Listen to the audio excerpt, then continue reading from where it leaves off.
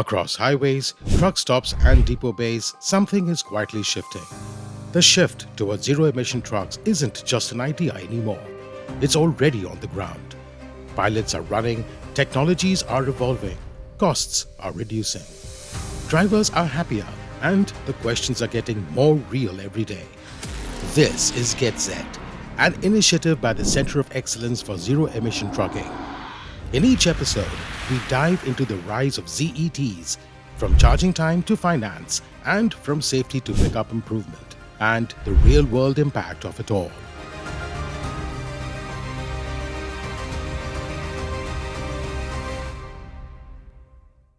So in our previous episodes, we covered many aspects of electric truck adoption, the technology part, the safety part, the economical sense where the total cost of ownership is better. We also discussed about financing of trucks. There's another important area which we will have to go into, and that is about policy, government policy and partnerships. Why are policies so essential? ZETs is not just about a product like a truck. It is a solution, and it is an entire ecosystem that needs to be developed. And this requires massive changes in the entire ecosystem.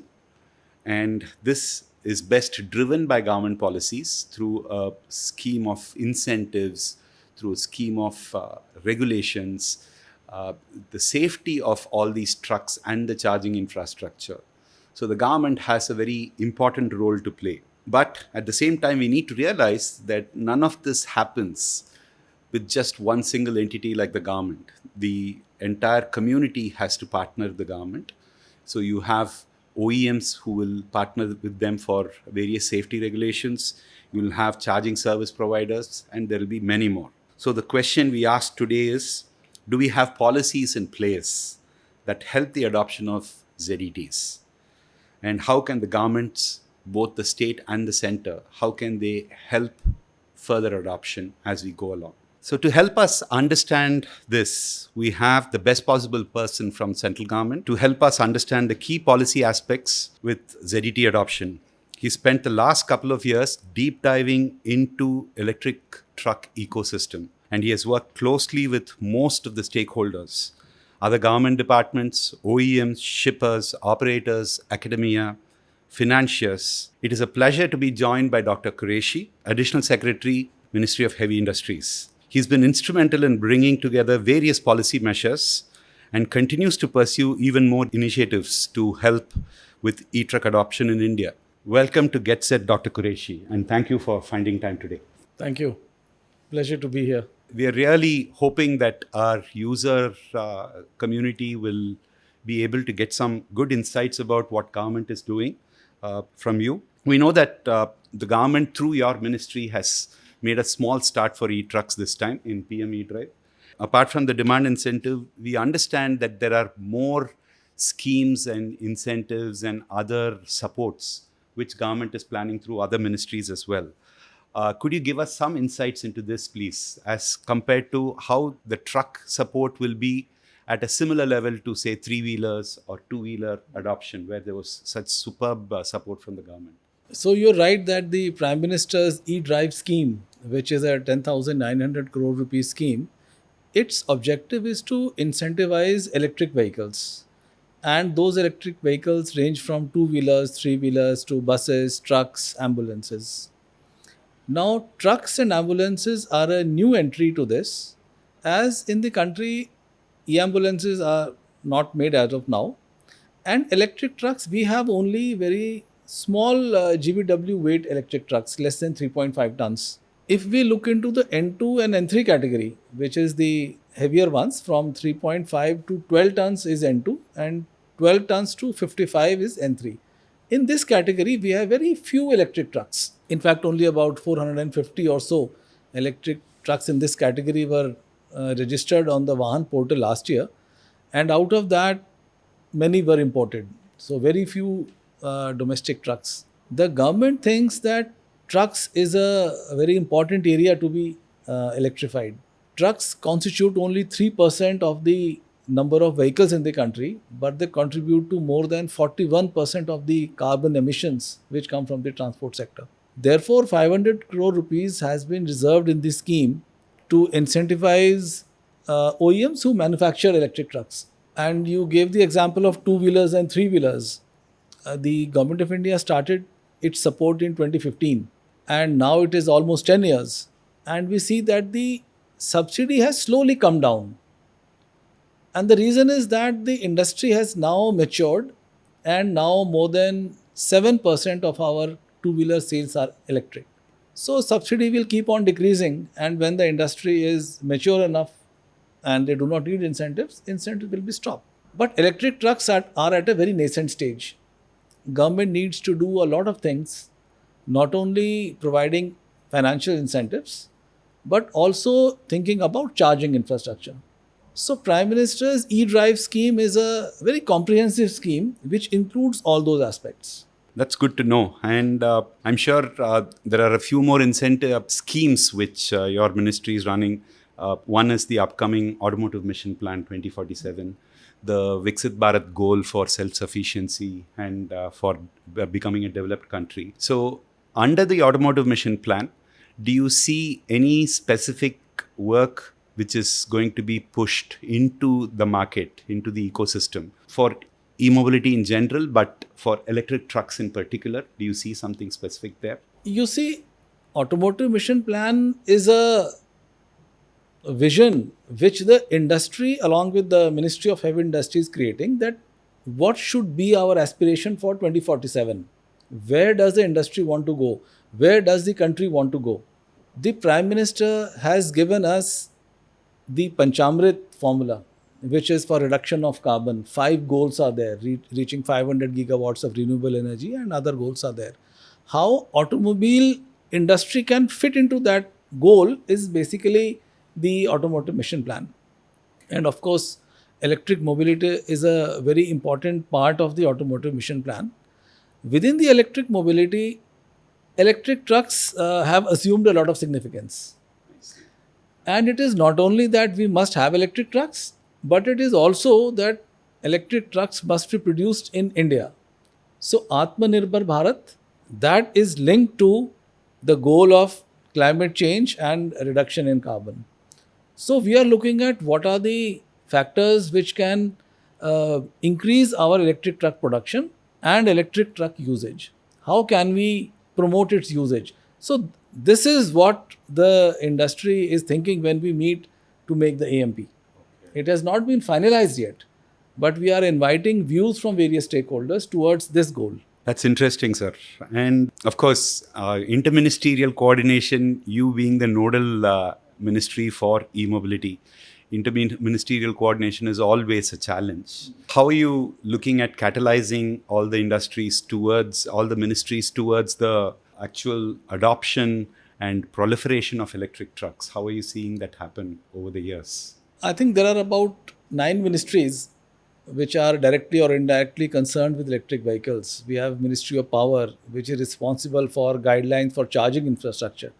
We have Ministry of Road Transport and Highways, which administers the CMVR. Then we have DPIT for industry. We have Ministry of Environment and Forests, and other ministries are there. Niti Aayog is there. So the Ministry of Heavy Industries has been named as the ministry which will be responsible for coordination efforts amongst all the ministries. So whenever, say, new guidelines for charging infrastructure are released by the Ministry of Power, there is a consultation which we do with them. Similarly, when the performance and efficiency criteria of electric trucks have to be made by MORTH, then also we consult. Similarly, the end of life vehicle rules which the Ministry of Environment has made, how to recycle into the circular economy. So all these issues, I think the vision has been very clearly set by the Government of India that electric vehicles are the way to go forward, and they are the cleanest and the most silent form, as our Prime Minister has said many times. So it is a silent revolution which is happening, and I think that is the key binding factor which drives all the ministries towards the common goal. I'd like to look at it from now the business community side. Some shippers are declaring sustainable mobility goals. OEMs have started developing and selling models, etc. But as on date, because you're interacting and analyzing the situation all the time, as on date, do you see anything further that the business community needs to start doing in terms of buying and using electric trucks, having more for charging, having more models available, improving the technology or efficiencies? Where do you see the industry at today, the general business community today? And what would you want them to actually come and do further? When any user group wants to buy trucks, so the high upfront cost of electric trucks is certainly a dampener, because the 55 tonners are like 1 crore, 1.1 crores or 90 lakhs, and the equivalent diesel trucks are 40 lakh, 45 lakhs. But when they do a deeper analysis, then they find that in some cases the total cost of operation of electric trucks is actually cheaper or almost in the range of diesel trucks. And I think cost savings is one of the reasons which is driving the adoption of electric trucks. We have interacted with users.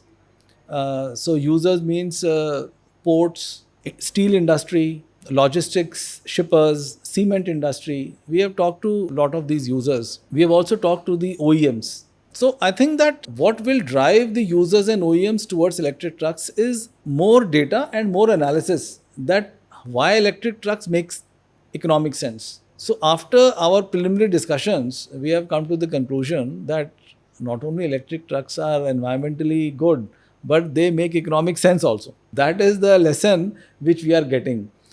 And this is at the current prices of electric trucks. Going in the future, we think electric truck prices will come down. Why will they come down? Number one, economies of scale. More trucks will be made, the cost per truck will come down. Second is that battery prices are going down. So even at current prices, total cost of operation is almost similar. Maybe a couple of years ahead, the electric trucks will be very much cheaper to run. So this is what OEMs are seeing into the future. And that is why many OEMs are now putting their money into making electric trucks. We'll move on to the state governments on the electric truck topics. Not many states have actually started waking up to the opportunities for electric trucks. I think the state governments have been very supportive on the two-wheeler and three-wheeler market so far. Where do you see our state governments in the context of e-truck adoption? Have there been any specific good schemes or instances where you have seen state governments start contributing to electric truck adoption? I think so far no state government has launched any scheme per se for electric trucks, but states have been very active in our consultations, and some of them have asked us about policy inputs, that how they can support the electric trucks and manufacturing ecosystem. Many states have industrial parks, they have industrial clusters where they would like to set up such units. That is there, but I think we are in a too early a stage of electric trucks that the benefits really, probably we need some more time. To have the states Yes. towing the line. Yes. Yeah. Are you seeing a big role for startup companies where even the government is also able to provide some kind of environment where startups can make a difference? In two-wheelers and three-wheelers, we've seen quite a few of them actually become vehicle makers. And in trucks, of course, there's been one startup which has started and now it's become part of a larger group. As things go, maybe even in the supply chain, not in just making vehicles, are you seeing startups having a major role and a technology play in this whole thing at a government policy level? Are you thinking of coming up with anything for this aspect? So that is an excellent point. As I said that we not only want electric vehicles, but we want EVs manufactured in India. We want components manufactured in India. And that is why, if you look at the Prime Minister's e-drive scheme, there is something called a phased manufacturing program. So phased manufacturing program means that components which were earlier imported, now they have to be manufactured in India. We have seen that apart from the OEMs, now we have many OEMs who are manufacturing EVs, but a much larger number of companies and startups are now making components. So for example, traction motor, DC-DC converters, wheel rim integrated with hub motors, the batteries which are there. Of course, cells are imported, but making of batteries and battery management systems. So there are many companies which are making these components. And the incentives of the government of India are only given if you procure these components from the country. Therefore, there is a lot of scope for startups to look for those components which are still being imported and start manufacturing in India. So, OEMs will take the components from Indian companies, and there lies the opportunity for them. So there's a indirect support and a drive which is being given through the phase manufacturing program conditions. Yes. This is more to do with society. You know that sustainability is important for the country. We also have a very peculiar distribution of economic strength in our country. So we need adoptions to not leave such people behind. We have to carry the community. We have a responsibility. Unlike advanced countries, we have a responsibility for the smaller man in the field. So how do you see equity and equal opportunity? How do you see it happening for these people in terms of either skilling or other special programs? Are you conceiving anything? Is there something which is being considered right now? So the Ministry of Heavy Industries works with the Automotive Skill Development Council, which is responsible for skilling in the automobile industry. And COZET in IT Madras is also doing an excellent work in this regard. We work with them and develop QPs and develop curriculum so that these skills can be given, so that it is easier to transition from the diesel to electric. Secondly, in India, the truck ownership is tilted towards individual ownership. More than 80 to 85% trucks owners have just 1 or 2 or 3 or 4 trucks, less than 5 trucks. And very few people own large fleet of trucks. What we are thinking in the new electric truck scheme is that, for example, we have user groups like ports or steel or cement. We are saying that you must use electric trucks, and since these sectors don't own electric trucks, they take them on lease. So they'll be forced to give their lease to the individual owners who have electric trucks. So directly, we are not giving any incentive to the individual owners. But these bigger user groups, they have been incentivized to go for electric trucks. Therefore, the benefits will flow to the individual owners who are the majority. And it's so important because huge amount of livelihood depends on that, millions of lives. So it's important that we cover for that. Last request from you, Dr. Qureshi. This interview and podcast is primarily targeted at what we are calling the user layer. So this consists of people like operators, drivers, pump operators, people who are in the dhabas. So the outreach program has been mainly with them so that they understand the positives and the negatives of electric trucks. We bring a certain amount of confidence and trust in the whole activity. So as a very senior government official, would you have a message for them which they will find as giving comfort or confidence to adopt electric trucks?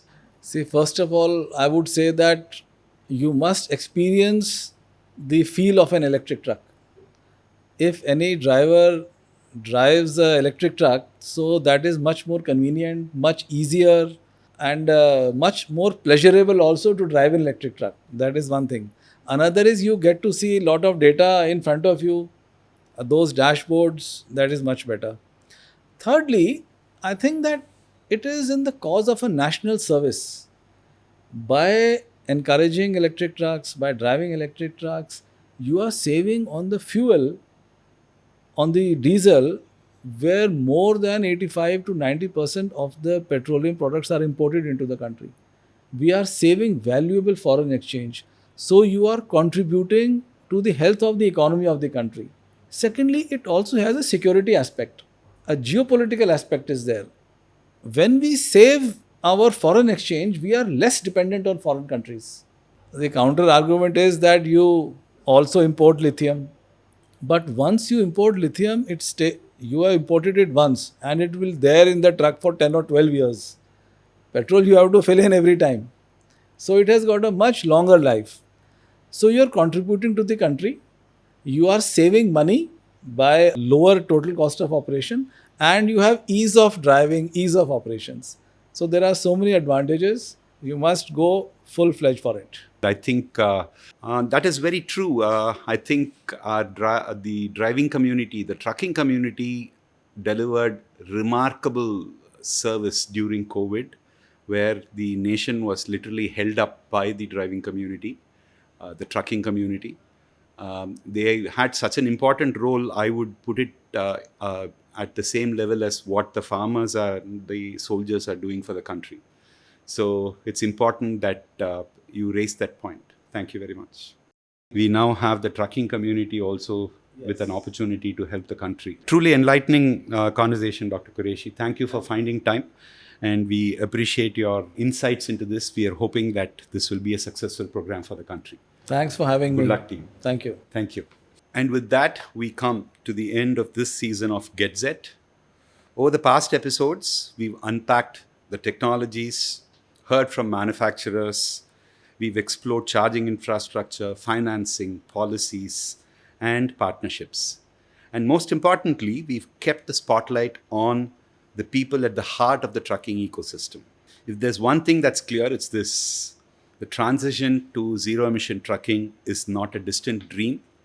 It is an ongoing activity which has started with its own set of challenges which are worth taking on together. Thank you for joining us on this journey. Stay tuned for the next season. Until then, stay curious, stay committed, and keep driving the future. Thank you.